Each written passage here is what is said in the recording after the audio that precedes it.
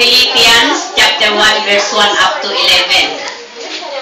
Paul and Timothy, servants of Christ Jesus, to all the saints in Christ at Philippi, together with the overseers and deacons.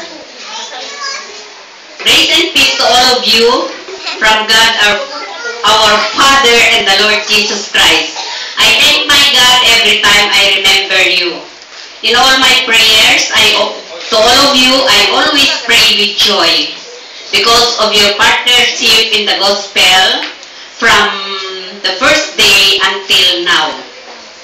Being confident of this, that He who began a good work on you will carry it on to completion until the day of Christ.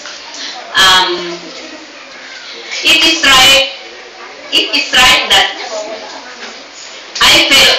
it is right for me to feel this way about all of you, since you have in my heart for whatever I am engaged in defending and confirming the gospel. All of you share in God's grace with me. God can testify how I long for all of you with affection in Christ Jesus.